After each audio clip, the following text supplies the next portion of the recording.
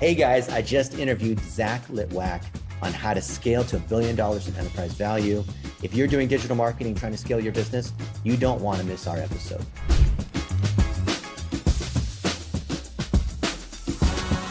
Welcome, ladies and gentlemen, to another edition of the Coach U Show. Today, we have an entrepreneur who's scaling to $1 billion in enterprise value.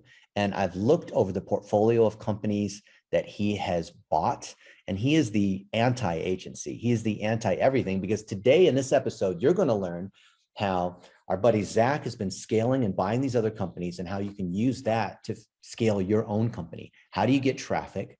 How do you figure out what is the next thing you need to do in being able to generate audience and generate media? Welcome, Zach Litwack. Thanks, Dennis. Glad to be here, man. I've been following you on Facebook for a long time. I think like 5 or 6 years ago, when I first got into the digital marketing game, so to speak, you were one of the first people I found and started implementing some of your strategies super early on. So you helped me get on Facebook way back in the day when I think we just had right rail ads. So thanks for doing that. You and I are both OGs. Just out of curiosity, what were you learning from me back in the day? I remember learning your $1 a day strategy super early on. Gosh, that was probably 5 or 6 years ago. Back when we had right rail, I don't even really remember because there wasn't much you could do. You were just we were all kind of figuring it out. Yeah. I remember potentially you talking about how videos were really important and how you can create audiences off of those videos, like super early on, probably when they first introduced the ability to make audiences off of people that viewed a certain duration of your video. So yeah, I've made a lot of money off of that over the years, that's for sure. Awesome. Yeah, I'm glad. And then helping you make money on the other companies that you own. So guys, if you don't know Zach, he runs Savage Ventures, and he sold his first, was it an 8-figure deal in 2014 as a music company? No, that was a 7-figure deal. That was small. Okay. Yeah. Well, 7 figures. I've been broke. I've been broke since last year. I've been a broke entrepreneur since about last year. Isn't it funny how many people they look like they're successful, but really they're paying off debt, or they have a lot of expenses, even though their numbers, their traffic numbers, like especially with influencers, are really large. So Zach, today I want to talk about how you fix companies. Just like friends of ours, they might buy, dilapidated houses and turn them around. You buy companies that are distressed and they've had some, a traffic decline, and you figure out how to turn things around and make that company worth a lot more. So I think everyone listening, you're going to find that there's things that are broken in your company. So even if Zach wasn't looking to acquire your company and scale it, you might find that applying his kind of thinking might help you uncover things that are broken in your company and apply certain fixes, which he has versus what he calls his playbook. Sound fair? Yeah, let's do it.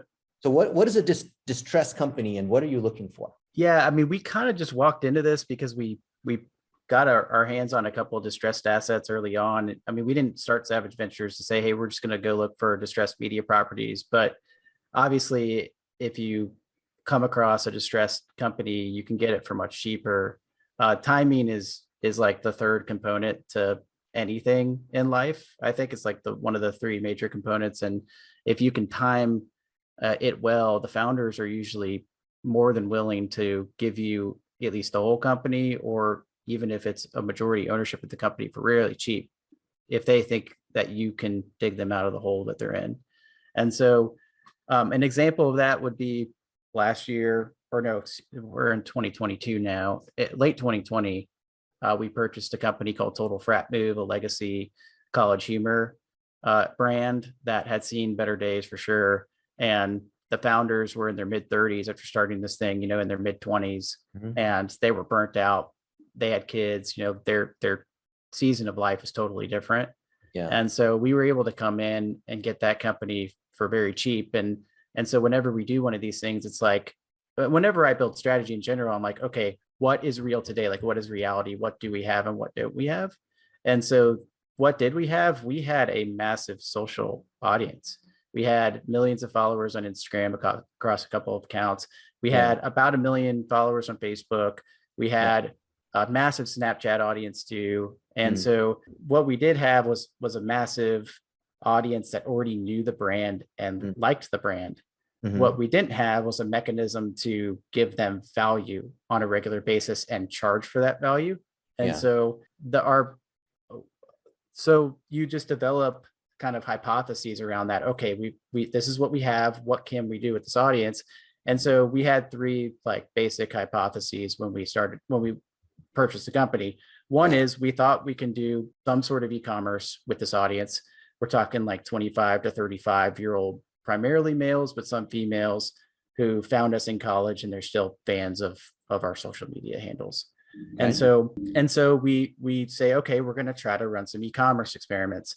Our second hypothesis, and this we learned from one of our other companies, was sports betting. So we're a licensed affiliate sports betting marketers, and that's how we made a bunch of money for one of our other companies, Outkick. So there's hypothesis number two, and then hypothesis number three was we think we can really ramp up brand partnerships because we think a lot of brands are going to want to integrate with our brand and show their product to this massive social audience we have. And so that's like the foundation. You develop these hypotheses and then you build around those hypotheses so that you can test them. And it so happens now that we're about a year and a half later that e-commerce sort of worked. It wasn't a home run. It was somewhere in the middle. It's a nice like 6-figure per month revenue stream for us, but it's very lumpy and it's very like timely. We have to time a topical piece like super well. And e-commerce is tough because margins are great unless you really work at it. Right. The second hypothesis around sports betting, we are crushing sports betting right now through the football season and now we're currently in March. So it's March Madness right now in the United States, which is a big deal. And then the third hypothesis, brand partnerships, is probably somewhere in between. Like it's a nice steady revenue stream for us. So you don't really know what's going to happen, but you need to think through like what you want to do with whatever you purchase, or if you have an existing business today, like what you want to do, and then just develop hypotheses around it. But start with what do we have today and where do we want to go tomorrow? So these guys, a lot of them, these media properties have a lot of social traffic, right? They might have 1 million followers, like you said, on each of the major channels. Are you concerned about some of them that maybe grew because they were doing a BuzzFeed content farm kind of strategy, and then you wouldn't be able to get that traffic back because the algorithm changes, or a lot of that audience maybe is evaporated? Yeah, well, I'll go one step further. Or in the case of Total Frat Move, one of our larger Instagram handles had a bunch of policy violations. And so we actually lost one of our Instagram handles. So that was a lesson right there. But yeah, I mean, you're somewhat concerned with algorithms, and that's why algorithm shifts, especially. And that's why you definitely need to be diversified across a bunch of different assets and social channels for that matter, like different handles, different channels. But you really just need to dig into the analytics a little bit. Like you can at the even if you don't have access to the backend analytics, like on Instagram, for example, you can scroll through and see like, holy crap, like this has 1,000 comments, like this post has 1,000 comments, and you read through the comments and these are like real people like talking about whatever we just posted about. Like this is a real account with real followers, with a real audience. It's not super, you kind of know when something, like we've looked at some Facebook pages recently for one of our healthcare properties that's kind of in a soft launch right now. And I looked at some and they have millions of followers, but I looked through the post and I'm like, this has 1 like, this has 1 like, this has 0 likes. And it's like, there's probably a bunch of bot followers or something like that they've accrued in the past. Yeah. What do you think about celebrities that might be well known and they have millions of followers on TikTok and Instagram, and they don't have a way to monetize it? I know some people. I know this one girl, she's got 6 million followers on TikTok and she drives for Uber, but she's broke and doesn't have a way to monetize. But maybe she wants to do like a beauty product or sell something or be an affiliate. Is that the kind of thing you would look at? Yeah, totally. I mean, first of all, and we work with a lot of large TikTok influencers, and we have a couple of them are attached to the TFM brand, and we own a couple of large-ish TikToks for the TFM brand. Yeah. And through brand partnerships alone, that person should be generating at least 50 grand a month in top line revenue. So she would take home, about half of that probably if she had a manager or an agent that was selling those brand partnerships. So what's the math on that? How do you get to the 50, or what are the mechanics? It'd be on a CPM basis. Now TikTok's new, and so we're just trying to figure out like what brands are willing to pay, but we've been using just a $10 CPM number. So if her posts are getting about 1 million views, you can kind of back into it. A CPM on TikTok would just be a view in that case. Well, if you're doing a $10 CPM on a brand deal, is it possible to do like traffic arbitrage, like what break.com did, or who are the other guys, where basically you can buy that traffic at $3 and sell it at 10? You could potentially do traffic arbitrage from TikTok. I haven't tested it yet. I know the CPMs, speaking of CPMs on like the ad side are pretty low.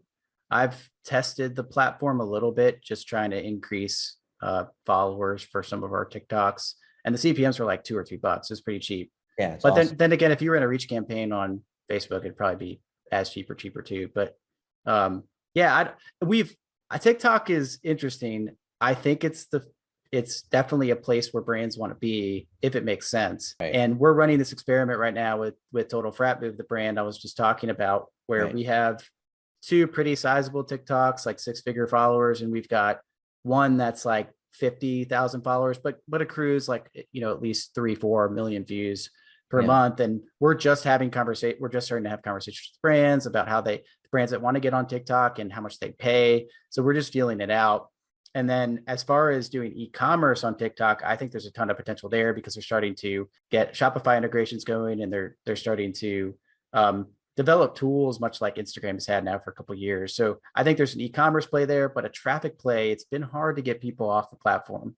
It reminds me a lot of Instagram. And in fact, if you say something like link in bio on a TikTok, the algorithm really kills you. Yeah, because they notice that because they're trying to keep everyone there. It's even worse than Twitter, which is notorious for not driving referral traffic. Yep. I remember we were doing something with Purina and BuzzFeed, and Purina is the #1 partner in BuzzFeed because they do all these pet articles and like 10 pictures of cats jumping out of boxes, right? That would go semi-viral, like listicles. Mm-hmm. And if they weren't hitting the goal number for the traffic number for Purina, because you never know with the piece of content, you can't predict whether it's going to be viral or not. What BuzzFeed would do is they would supplement. So let's say the goal was 10 million views and they only got 6.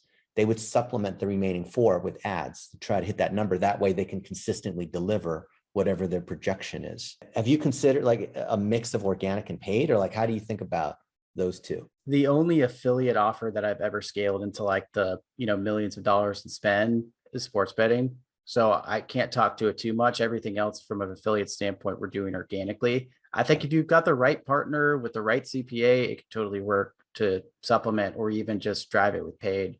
Like our sports betting revenue is probably like 70 to 80% from paid media, mostly from Facebook, but some Snapchat, some Google properties, some Outbrain, some Taboola. It's a better mix now than it used to be. So I was like, we've got to get off of Facebook. We got to get off of Facebook. Be diversified. But Facebook is still, in my opinion, the best ad platform out there, by the way. I think it is too, but man, it's a danger. It's tougher now, and it is very dangerous. Yeah. So you mentioned sports betting, and you said you own your own company as opposed to being an affiliate for the other companies? We are an affiliate, but in the sports betting space, you have to be a licensed affiliate. So you have to actually get state licenses to market the products. And I think that's changing a little bit, but it's still kind of like a pretty arduous thing to do. It's cost some money, some legal time, and some states are tougher than others. Some states you don't need a license, like New York just went live and you don't need a license for that state. But yeah, we've become experts at marketing these products for the sports books, and the products just being a user for the sportsbook app. It makes sense. Yeah, especially the connection with Total Frat Move, and you got these young 20-somethings that bet on March Madness and the Super Bowl, whatever the latest thing is. Now, in terms of these properties that you're buying, when it comes to the continued production of content, do you just leave that team there? Do you take it over? Do you have some blend? Yeah, most times we're taking it over. A lot of these companies we purchase, we just kind of clean house, or no one's really left. Like it's just the 4 founders that are kind of keeping it alive, or 4 founders and a couple of interns, but we've got a playbook for the editorial processes too. So we've got an editorial director that just gets planted inside of that company for a period of time, that sets up the news desk, which is really the first thing we would ever do, set up a news desk. And then for most companies, and then we establish some sort of like longer term editorial plan, whether that has a video component or whether we're hiring more talent for that. But in the short term, it's really just getting him injected, looking at historical data, building out the news desk, and then seeing what we want to do from there. I mentioned the hypotheses earlier. It's got to obviously map to one of our hypotheses. So like in the case of TFM, we needed some sports content. So I found some young pretty good college writers that love sports, and now they're writing a bunch of sports content as an example. Wow, that is super smart. So if you're cleaning house and the original founders are leaving, is there an earnout or are you just buying them out with cash? Usually buying with cash.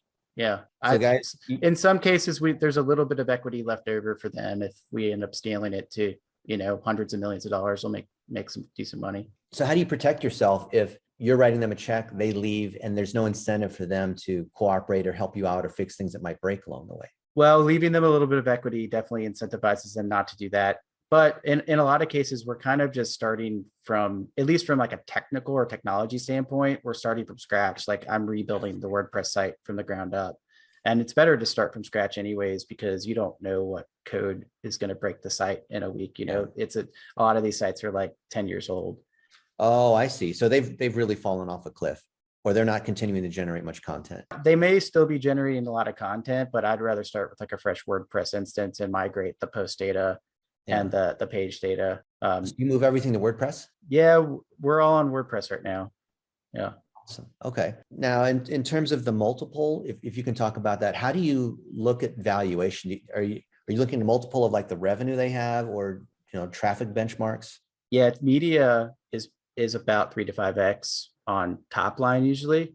Okay. But these distressed assets are valued, I would say, a little less than that, just because, well, they're distressed, right? So they're not healthy, and like I said earlier, with timing, we can usually get them for less than 3 to 5x. Nice. So if a site is generating $2 million in ad revenue, you would pay 4 million, maybe 5 million. Yeah, maybe even less. Maybe if it's like really distressed or in bad shape, 2 million. Although if it was doing 2 million in ad revenue, it's probably not very distressed.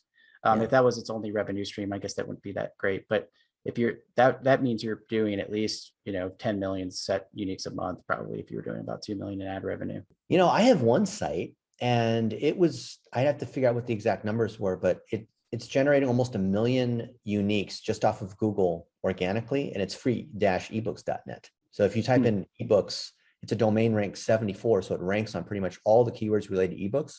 It's had this ranking for the last 14 plus years, but the founder hasn't really done very much with it.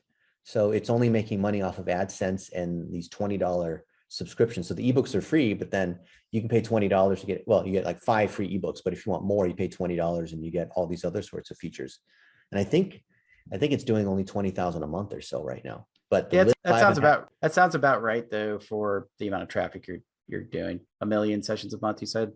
Yeah, it's about right. But the email list is 5.5 million, and it's like 30% US. It's mostly like males 50 plus that are looking for books, looking for ebooks. Interesting. So are you asking me how I would value this company? Yeah, how would you look at something like that? Your email list is 5 million, you said? Yeah. 5 million email list, about 1 million to primarily ebook products. So the email list has been curated over the years from people downloading ebooks or buying ebooks. People who have downloaded, and then people who've bought as a separate list. And then within that, you can segment into authors that might be like 70,000 authors, because any author can come and submit their free ebook, right? Yeah, it's funny, we're actually looking at a couple of email lists to purchase potentially. This will be our first like true email list that we purchased, but we're at like $1 per engaged subscriber right now with these two others. So let's say 1 million of those 5 million are engaged. That'd be about $1 million for the email list. You'd probably just put like a 1-to-1 on the 20K. Yeah. So like, I don't know, 1.5 million maybe for that business. That sounds about right. Okay. And then by applying, what kind of strategies would you apply to grow that one? Yeah. You said the audience is mostly older, right? The email list is mostly older. Yeah, it's like 45 plus, mostly male, but there's a lot of women that read the romance and fiction. The first thing I do to generate more revenue is there are a couple of good agencies that we started to use on the brand partnership front that specialize in selling into emails. I would totally get brands integrated into your emails. Are you sending like a weekly newsletter out? A daily one, but it just has some random offer, and it's a blast, and it's not segmented. You could probably clean up your segmentation a little bit and get brands integrated into some of those emails. Like you could even start like a couple that are named different and have different, topics about books based on what they purchased, right? If you do some good segmentation, you might be left over with like 3 different lists and 3 different email products, so to speak, and you could sell into each of those. That makes sense, because we can categorize into nonfiction and fiction, and each of those break into all the most common categories you see for books. Yeah. Pretty much you name the topic, there's a book on that site for that topic. Yeah. So I guess you're not really generating much revenue unless there are like old people still finding the site and purchasing a book. Well, there's a lot of Depends. classics that are free. There's a lot of stuff you can't get on an Amazon. Oh, interesting. And there's a lot of authors that they just want to publish their book and they're not trying to do it to monetize. They just want people to read their work. Oh, that's interesting. Yeah. Yeah, Then, I would do that immediately, like get some brand partners and see, like develop a strategy around segmenting your email list and then get some brand partners on board. You could sell, I mean, be about $5,000 per email probably or so to start. That's about how much you can make. So if you're sending if you're sending 3 dailies, that's 15,000 a day. It's a lot more than you're making programmatically. it sure is. So $5,000 an email. How do you come to that? That's how much we're selling. So it could be more. It's not an established like brand. At least I don't think. Yeah. But if you bring, that's why you need to like productize the emails or brand them a certain way, and they need to have a theme. And brands are going to be more willing to partner. Maybe it's like $1,000 per email to start until you show some results or something as a test. But like for American Songwriter, we've got a couple 100,000 engaged, and it's pretty common that a brand will, an endemic brand, so like a guitar, company, or like a plug-in company or something like that, would want to get involved at like $5,000 per email or something like that. That works for them. And you say you have a brand partnerships team that manages these across all your properties? Yeah. So Savage Ventures has built out like a core nucleus that can be injected into any company as needed. So if brand partnerships is a focus for a company, then we've got a brand partnership director and we've got a couple of account managers that work across the portfolio.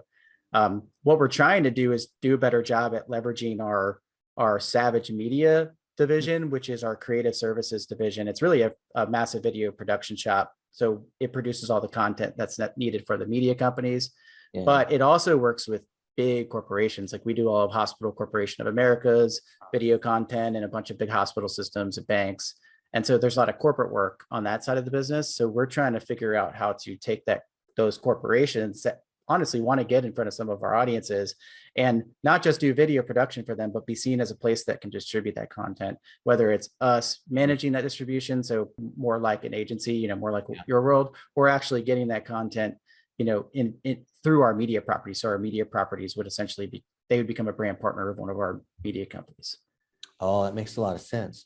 So So we have editorial built out. We've got a small editorial team, a much bigger marketing team, a brand partnerships team, a very small like dev team. It's really just a marketing ops person, and we do leverage mostly vendor. I mean, it's easy stuff we're doing. It's just WordPress sites, pretty much. So, we've got all this stuff built out, and again, it's allocated to the companies as needed based on the company's goals and how fast it's scaling. So creative services, we find, is one of the things that seems to get dropped between a lot of brands and the agencies. How do you find and train and manage folks in that group? We have a GM that does it. I don't do it. Yeah, we brought in a GM. He's from the NFL, so he's producing a bunch of content for the NFL and figuring out how to integrate brands into all the NFL products. And he's been pretty good at that.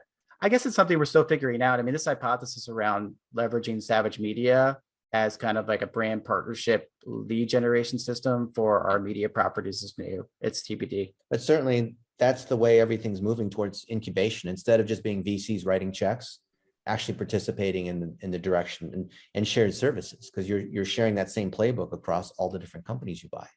Yeah, which makes it vastly more efficient. I don't know if it's 5x or 10x, but the fact that we can purchase a company and scale it in a year and sell it is a testament to that. Like when you have a playbook so I think it's like building any company, whether it's a digital business or non-digital business, you need 3 things. It's people. So you need the right people, obviously. And we've been working on that for 3 years now. So we have the right people. Yeah. It's process. So that's our playbook, right? That's what we actually do to grow the companies. And then the third for a digital business is technology, but I would say it's technology / timing. So it could still be technology for an offline business, but it's really those 2 things. It's people, process, and technology, or in the case of an offline business, people, process, and timing. The funny thing is I use almost the exact same words. I call it people, process, and platform, just so the Okay, last part can be a P and we can alliterate. Piper, yeah. there you go. Peppers, yeah. Okay. And these three components, what do you call them? It's like our growth system. It's how we grow companies: people, process, and technology. And how did you come to realize that those are the three components? A lot of failures, I guess, over the years. It's I've always been a very process oriented person, and I've always tried to do things by myself. And as I've realized that I am, like, me as an individual is just, I can only scale myself so much. And part of that scale can be through technology. Part of that scale can be me becoming more efficient at something, or me leveraging technology to do something faster. But ultimately, there's a pretty low ceiling to that. And we need other people. Like, if you want something to scale 10x, Yeah, you need other people. yeah. It's just the way it works, right? It is, yeah. The It's team. simple mathematics. Yeah. So you have two other partners, Sam Savage and Ryan Fisher. So it's three partners, right? In Savage Ventures. Actually, we just brought on two more partners. So Okay. we're up to 5 partners now. You're even more savage. Yeah, we're very savage now. So Yeah, is it we after Sam. Why isn't it called, Litwack Ventures? because so he did not want to name the company Savage Ventures. I thought it was cool, and this was before the word. I don't know if you remember back in 2020 that, like, song Savage came out, and, like, Yeah. the word savage is, I think, becoming used more often. So it was kind of lucky in that timing sense. But um, I thought that what we were going to do online, you could kind of say was pretty savage. Like, Yeah. whether it's like being very innovative or doing things a different way. I thought that term or that word was correlated to what at least I wanted to do online with these companies. And I just thought the term was cool. And it didn't seem like there was a ton of search real estate for that too, or there wasn't a bunch of search real estate that was gobbled up. Like, there wasn't another, Savage Enterprise or anything like that. So we went with it. Yeah. And you can get the domain, and it sounds great. Yeah, we got the domain too. SavageVentures.com was taken. I think they Okay. wanted a couple grand for it. We just said Savage.Ventures was taken, so we just did that. All right. How did you decide on the chemistry between you and the initial two and the other partners? Like, did you use different sorts of personality tests, or, have a founder or integrator versus a visionary or a Colby or other things? Yeah, that's a good question. At the time that we started Savage Ventures, it just fit really well because Sam had a lot of deal flow, especially in media.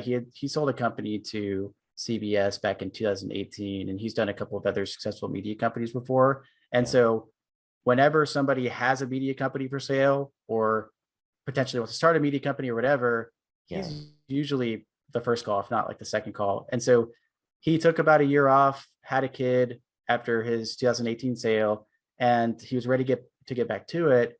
He had all this deal flow, but he doesn't really have the digital wherewithal to take action on the deal flow. Got it. We were working out at the end of 2019, and I was ready to get out of my healthcare startup.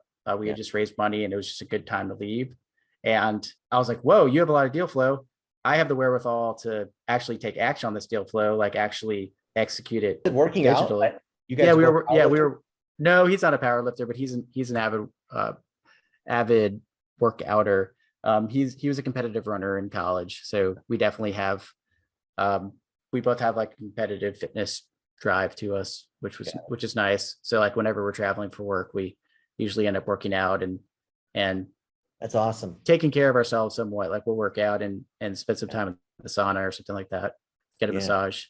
But So yeah, you're the so deal guy, and he's the deal guy. he's a deal guy. He has a lot of technical knowledge just being around media, especially as it relates to, like, SEO and Facebook algorithms and stuff like that, like places that you would get traffic for, a traditional media website. But yeah, I know the really technical stuff, and I'm very process oriented. I'd say he's not very process oriented. So it was a good fit. And then at the time, we actually thought we needed, like, a technology leader. We thought that technology and, like, just developers were going to be more of a component to our business. But what we found over time is that what we're doing is not very dev intensive, except maybe for what we're doing with My Dr. Hank, which is an online pharmacy telemedicine business for seniors, much like Hims and Roman.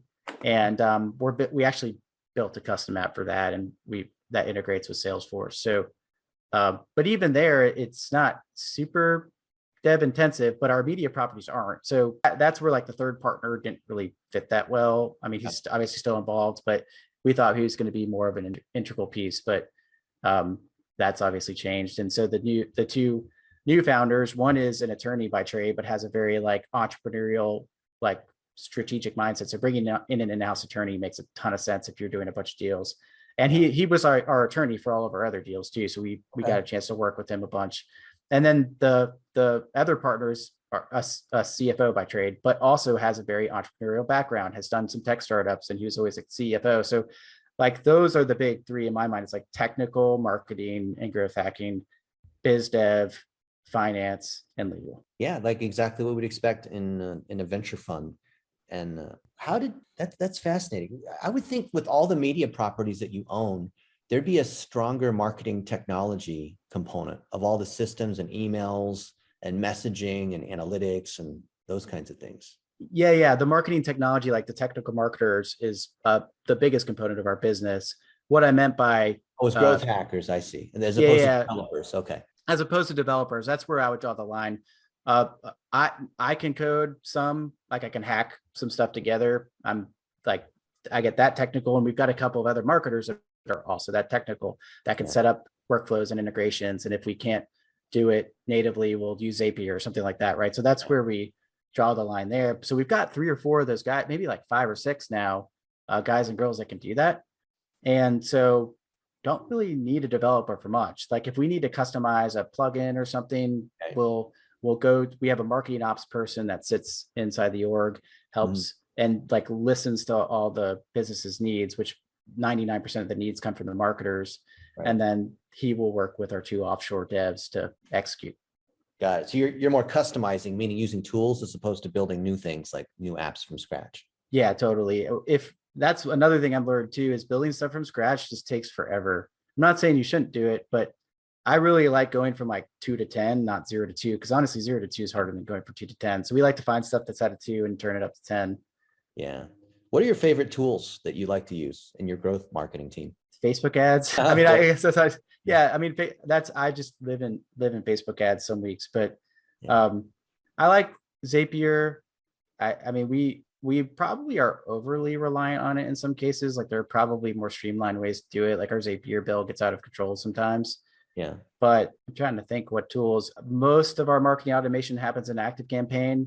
Okay. I'm not saying that's the best one out there, but it's really good. And they've got, native integrations with WooCommerce too, which it's not the best integration, but a lot of our e-commerce happens on WooCommerce.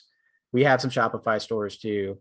And for our Shopify stores, we're using Klaviyo for marketing automation and emails there. Okay. Well, given that you like WordPress, is there like a package of plugins that you like to use across all your properties? Yeah, I use Yoast for SEO and Yoast News for news sitemaps. We use Pixel Your Site for any pixel that we want to.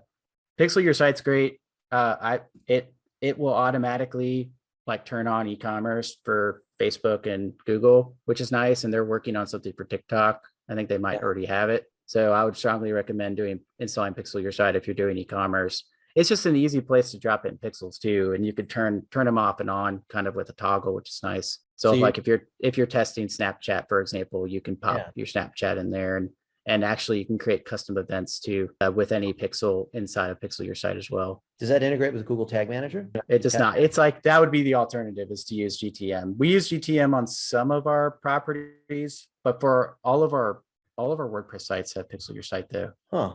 Why do you prefer that over GTM? Just out of curiosity. Just efficient. I mean, I know GTM is probably where we'll go long term for a lot of this stuff, but it's just easy to like flip a switch and go if you're just wanting to test stuff. So it's funny. Yeah, it's hard. I mean, we know how to configure it, but it's just like it takes more time to configure.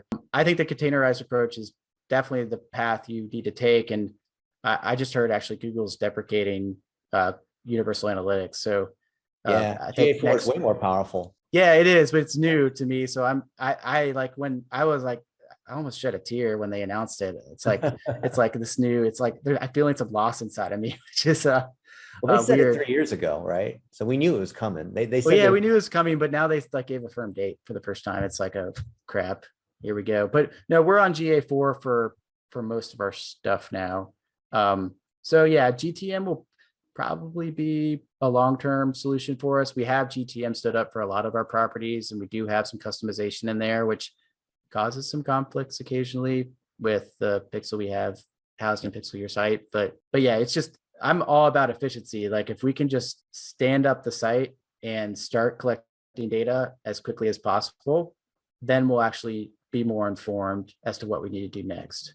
Like I'm all about collecting data as fast as possible, which will make our decisions better, faster, which will theoretically, and in a lot of cases, mathematically make the company grow faster. Well, given that you're the marketing guru across all these different properties with all these different tools, and you know Facebook ads, and you know how this whole ecosystem works, and you can even write code, how do you feel about the Google suite of products? Because most people, you know, they're maybe using GA or GTM and Google Ads. They're auto linking between, you know, Search Console and Google Ads and Google Analytics. Do you look at, or, you know, they even have like Data Studio to look at their different charts. Do you view or use Google or GA or GA4 as like your source of truth? Or do you have some other separate dashboard or something else, an Active Campaign or some other tool to say like, this is how we're doing, right?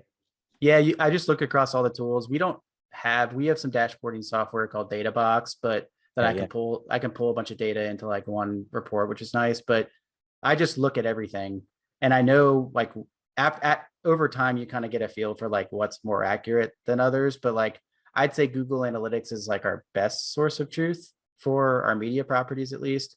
And I'll obviously cross-reference a lot of that information with Facebook and even Google Ads, like on platform. I've noticed the delay between Google Analytics and their ads platforms, and even Search Console has been like, for some reason, a lot longer recently, like in the past 6 months. I don't know if you've noticed that. Yeah, it's going up, and especially when everything moves to FLOC, you're going to get a randomized three day to 1 week delay, which is driving all of us nuts, because then it's hard to optimize because we're used to seeing results right away. Yeah, my biggest pain point with Google's ad ecosystem right now is the inability to run what I call like timeliness or high sense of urgency ads. For example, with the sports betting stuff, when we've got a game like on Sunday and we want to spend like, you know, $100,000 on Saturday and then like $300,000 on Sunday, there's no way for us to do that well on Google right now, which is unfortunate. I thought Performance Max might solve that problem, but it's not. Even running accelerated open. Yeah. It's just like, it won't spend in time. And I get that the platform's tuned for more like long-term evergreen campaigns. And we've got some stuff, especially on YouTube, that is like, especially for our online pharmacy telemedicine business, that is well tuned. And once you get it stable and scaling, it's great, because it's not going to, from my experience, you don't see the fluctuations that you can sometimes see on Facebook. But to get up to that point, it takes a long time. It could take 3 weeks. We had that issue with WWE because we would have events like WrestleMania or the big live events every month. But we found that if we put in a ridiculous bid and we, instead of optimizing the conversion, but we just bid for traffic, that it would work. But it was still crazy because like 80% of our sales would occur within 24 hours of the event, which is nuts. Yeah, and it kind of defeats the purpose of the very sophisticated algorithm and platform they have, you know, to just run CPC campaigns to do a landing page. That's what's great about Facebook, because you can stand it up and it'll learn it. If you've got enough conversion data going back to it, it can learn in a couple hours, you know, if your spend's really high and you're optimizing for something that's earlier in the funnel. What have you noticed with this iOS 14 and a lot of targeting going away? Are you using like third-party attribution tools to try to get the missed conversions? Are you just bidding higher, or are you giving credit for unattributed back to Facebook? Honestly, I've stopped almost all of my purchase optimization on Facebook, and I'm just optimizing for earlier in the funnel now, which kind of works. Like, for example, for American Songwriter, we have a contest. We have a couple contest products, and we run those every couple months.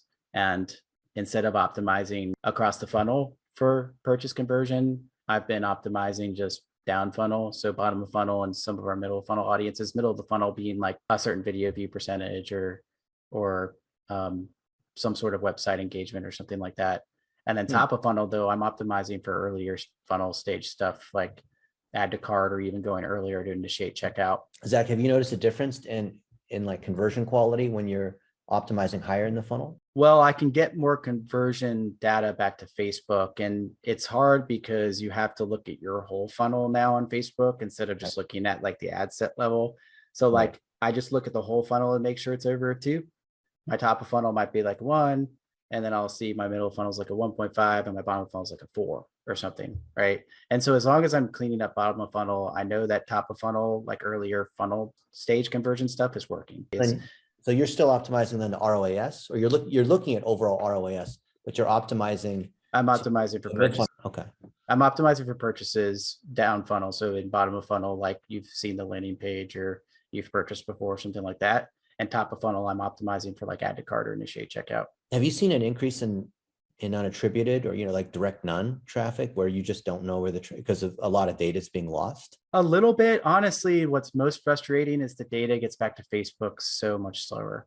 Yeah. So like it shows up like 3 days later. I think they say it can take up to 72 hours with AEM, aggregated events measurement. But if you've got if you're doing enough conversion events, it really doesn't matter. So like I feel bad for the people that like were doing lead gen, like a B2B company or something that was doing lead gen and might get like 2 conversions a day. Like they're screwed on Facebook now. You're never going to be able to use some sort of algorithmic, optimization off of that. You're just going to have to run like click campaigns or honestly just run video views and then remarket that audience. Probably is what you need to do. Or do retargeting or have a what you've been teaching for 7 years is like even more important now, probably. Which is now the video, because the video is the targeting, which is now we find it working on TikTok with lead ads because it autofills the form. And then we find what works best on TikTok and we copy it back to Facebook for Facebook lead ads. And it's working. Yeah, it works better that way. And I love Facebook lead ads. The quality is always a little lower, but if you collect 1,000 of them and you look at who's converted it over like a month, like it's always cheaper than running non-lead ads.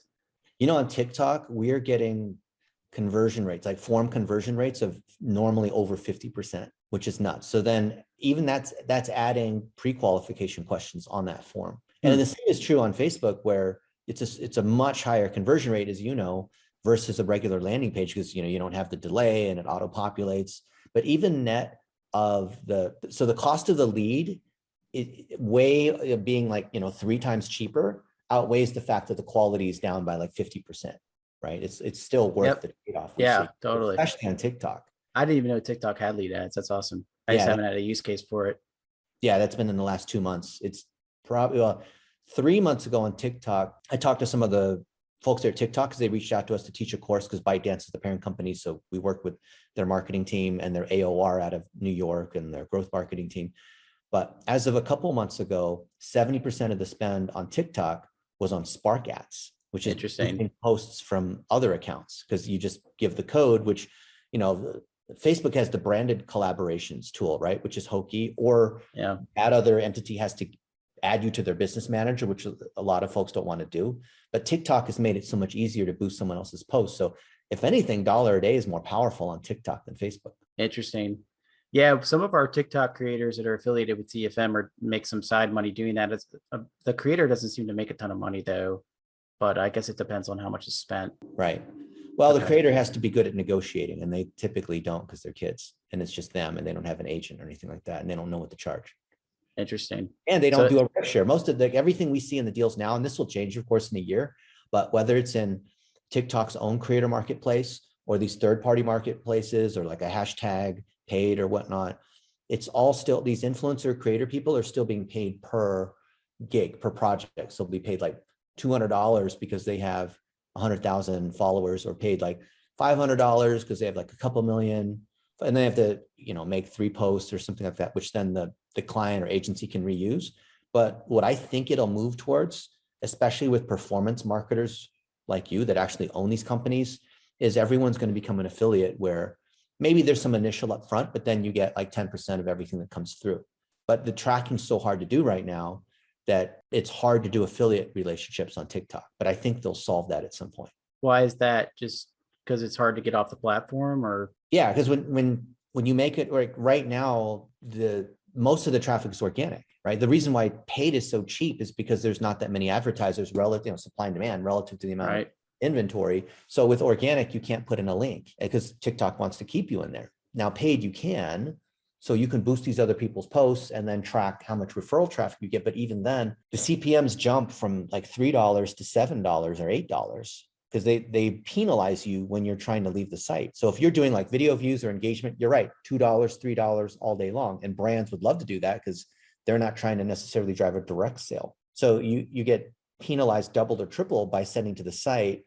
And then you lose all of the, you lose most of the tracking because of iOS 14 and because there's also a double hop because TikTok is tracking when someone leaves. So that's a redirect. And there's another redirect that comes to the site. So now you're looking at 7 or 8 seconds and you've taken someone outside of TikTok and they don't want to leave TikTok. And then the sites are often not, the landing pages and whatnot are not designed to handle the TikTok traffic. So you lose a lot more people there because there's a mismatch between what's in the TikTok versus what's on the landing page. Interesting. So yeah, there's not probably a great arbitrage opportunity on TikTok yet. Not yet. Yeah, at a $7 CPM, that'd be really hard to do, even if your click-through rate was like really high. And then to your point, the tracking stuffer and the conversion rate on the landing page would probably be lower than normal. Our average I've seen on influencer campaigns is probably 15 to 20% for engagement.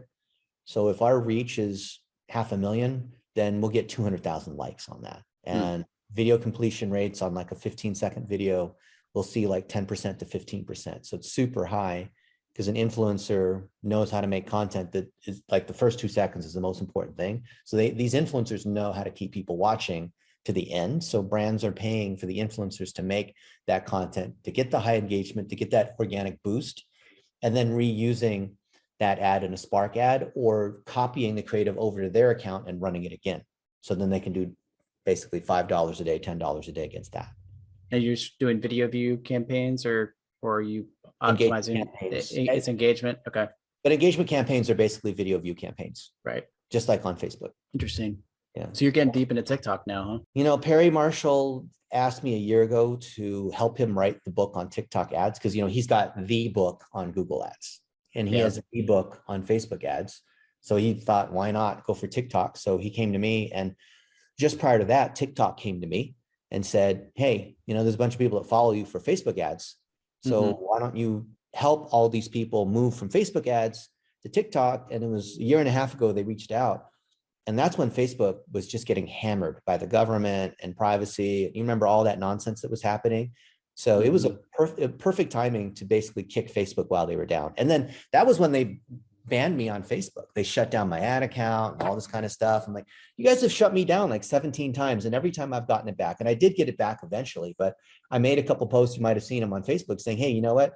If Facebook shuts me down and I have connections at Facebook, what does that mean for you, right? If you don't have any connections at Facebook, right? Like I've been to Facebook headquarters easily 100 times in the last 14 years. Yeah, we've got a page down right now. My Dr. Hank business that I mentioned earlier, the page is down for violating policy violations. It's we're a whitelisted pharmacy advertiser, and all the posts were blind. We never posted anything to the page, and apparently this is news to me, but we can, after running ads for like 2 years for that business, all of a sudden our page got hit with like 18 community guidelines violations, and our reps have been working through it for like 6 weeks now. I don't have much faith that we're going to get that page back. Well, the way to get it back is you have to do some PR, or you have to have a higher level contact. Yeah. Because the way the reps, it's not like the reps are bad, but the reps, they'll tell you that the policy team is intentionally insulated from everyone else. Like we can't reach them, and even they can't reach them because they're trying to create this Chinese wall, kind of like what happened with Yelp, where Yelp allowed you to boost reviews that you liked, and so they got sued because people were claiming that Yelp was, trying to fudge the algorithm for people who are advertising. So there's been so much of that, and like people paying for blue check marks and that kind of thing, that it means it's nearly impossible to go through the normal channels unless you're like a BMW or a Nike and you've got a strong partner manager. So one level above the rep is the partner manager, right? You guys might spend enough to have a partner manager, right? I think so. Yes, we spend millions and millions of dollars per year, but we have a sports partner manager. I don't think we have a regular partner manager though. Yeah. Well, the partner manager is by category, and then there's an agency partner manager out of Chicago. those guys. But it That's used who to we be have. yeah, well, that's different. Those guys are that program used to be awesome until about 2 years ago. Yeah, they haven't been very helpful. If you're listening to this, please help me. Yeah. And I'm not going to name names, but we know all the people, all the agencies that are in that, because I'm not going to name her name because she'll get fired if I mention it, but she sent out an email to all the agencies that are in the all the top tier agencies. So, and she didn't send it as a BCC. It was on the to line. So I got like, oh, I know them. I know them. I know them. I know them. Oh, wow. Oh, wow. I'll forward that to you privately if you just want to see who else is on that list. Yeah, I'd love to see that. When we lost that Instagram last year, it was my first time really feeling the effect of losing an asset to these companies. Like I've had some like ad accounts go down and I just spin up new ones. It's not a big deal. Right. This was an asset that we were selling millions of dollars through, from an e-commerce standpoint. So that's the first time like I felt the effect. And it was this first time it was something that I owned too. Not just a company I was working on or with. Well, maybe you could share with me what that is privately. And if I get it back for you, you could do a little something for Uncle Dennis. I would love to. Yeah. I mean, it's a 7-figure account for us. I went pretty high level for that. I got in touch with a couple of VPs. The problem is I don't think I got to the right department, right person. And also the timing was terrible because it happened like right around the time what you were just referencing last year, when they were like under a ton of scrutiny and going back to timing, I feel like it's a theme of this conversation, but it was bad timing. I do want to revisit that at some point soon. In fact, Sam and I were talking about that last week about revisiting that soon now that things have cooled off a little bit and it's Meta now and they've rebranded and there's not as much scrutiny, I guess, right now, but and they have musical chairs too. So whoever said no is probably in another role by now. Totally. Again. Oh yeah. That's another frustrating thing. I feel like it's almost like working with Comcast. I hope Facebook listens to this because we're two pretty high spenders, I would imagine. I don't know how much we'll spend this year, but it's got to be tens of millions of dollars probably on the platform. That used to be like 2 or 3 years ago, that used to be a weapon. There's so many people spending that amount of money. It's like, yeah, whatever, get in line. Yeah, that's unfortunate. Yeah, it used to be like, it was like two or three, they won't say this, but 2 years ago, to be in the agency group, you had to spend at least $1 million a month. And then it went up a lot higher. And so a lot of folks who were in the group got kicked out of the group because they didn't meet the criteria anymore. Mm-hmm. Yeah. I mean, it's crazy. Some of these guys are like, yeah, I spend $1 million a month. It's not enough. Wow. So they say they are helping small businesses, but they really aren't. If the only people left over are like the Fortune companies that are just throwing basically brand campaigns into the platform at like, tens of millions of dollars pop. Well, it's partly that. I mean, I think the money is important, but even more important than that is they can't have anything that has any kind of scrutiny attached to it. So when you work through the big AORs running brand campaigns, that's not going to get negative feedback, right? It's not going to get them in trouble. And their legal bill was $10 billion a quarter up until recently. Not 10 million, $10 billion. Can you imagine how many lawyers that is? Absolutely insane. Yeah. And so the brand campaigns spend more because not only do they have bigger budgets, but they're running untargeted. And my advice for performance marketers like you and I has been that we should run untargeted anyway, because we need to, in order to scale, you have to rely on broad because all this other targeting went away. Remarketing is already built into broad when you choose the right objectives, when you have the right conversion objectives and that kind of thing. It's all in the content. Ultimately, it's boiled down to just a content game, just from what we see. Yeah, that's a good point. I mean, a lot of my campaigns right now are broad, like they might be state specific for like a particular sports team or even city specific, but it's like everyone over the age of 21 in that geo. But if you don't even need to know that, because if they're a fan of, whatever, the Dallas Cowboys, you don't have to target to Dallas or Texas because the system's going to seek out people. It's just automatically going to know, right? Yeah. Based on creative and who's engaging with it. Yeah. I found this like formula for if it's a certain like tier of game. So like if it's like at the Final Four or the Super Bowl or even any of the NFL playoff games, like I can just go to all legal states, 21 plus, it'll figure it out quick enough for me. If like these first round games in March Madness, though, I'm going state specific. Yeah, but to your point, the interests are dead. Like I've tried interest targeting as recently as maybe 6 months ago. Like literally, I'm interested in the Dallas Cowboys or whatever, and I'm targeting, that nationwide, let's say it's awful. The performance is like nothing. It's dead. Yeah, we noticed the same thing we used to build these super intricate campaigns that were really complex with all different sorts of targets.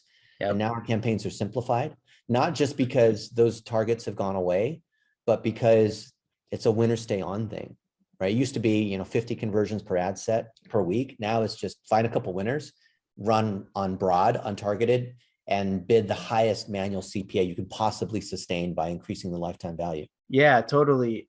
There's something to keeping it simple, regardless of what you're doing, but definitely in marketing, whether it's messaging or campaign setup in 2022, like keeping it simple is the best approach by far. Whenever I'm programming ads or we're running some experiments and I'm like, wait a second, this feels hard.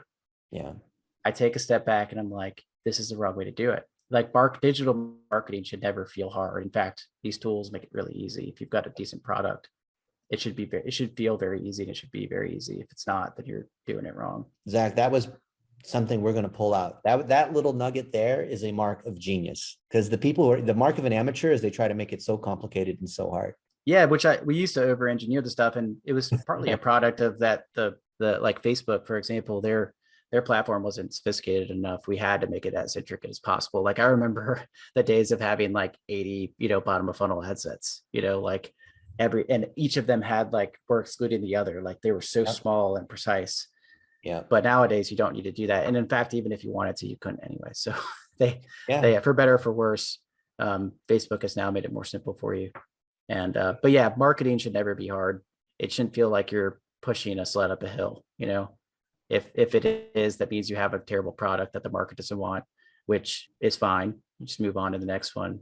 Or it means that you're doing it wrong. You do it a different way. Well, Zach, we could talk for hours. You are an absolute font of knowledge. Is there any parting words of wisdom you'd like to share with our audience? It can be really hard, or it can seem very hard to grow companies or do anything you want to do in life. But at least in the digital or online world, I'd say that data makes decisions really easy. And if you're confused, just look at the data that you have at your disposal, and it'll probably make you a little less confused. And you'll probably get more clarity as a result, and it will make your next decision super easy. So don't overthink it. Look at the data, make a decision, and execute. That is super smart. Is there any question that you wish, Zach, people had asked you? Like a question that I wish you asked me? Yeah, that other people don't ask you, right? You've been asked all sorts of marketing questions. Yeah. Oh man, that's a really good question. I mean, people just don't just come up and ask me like, how do I get to where you are? I guess would be a question. And it's just a hard question to answer too. But I'd say that to boil or summarize an answer would be something like this. Life is way too short to overanalyze things and think about things. I think if you're 18 years or older, your gut, that feeling that you get in your gut is correct. So just follow it and go all in on it and explore it, and listen to your heart too, but it's mostly your gut with a sprinkle of heart maybe. And listen to those things, and don't be scared to take risks at any age, and follow your gut, because even if you fail, that experience is going to be a lot more rewarding and fulfilling than the other path. So that's what I'd say, is just take more risks and listen to your gut. Guys, follow Zach Litwack. This guy is a pro. He has bought and sold many companies. He's scaling Savage Ventures to $1 billion in enterprise value. There's so much all of us can learn, no matter what stage in the journey that we're at. You don't have to be buying and selling companies and running these large teams like Zach to be able to see, hey, I can be inspired by just a couple things that Zach shared a little bit earlier. So love to hear what triggered you. What was it that made you think? Share that with us, take some action, get some data against it, like Zach said, and then let us know in the comments. We're here openly sharing what our knowledge is. Thank you so much, Zach, for sharing what you know with our community, and love having you here, my friend. Yeah, thanks for having me, Dennis. It was fun. This is one of the deepest episodes we've had on the Coach U Show.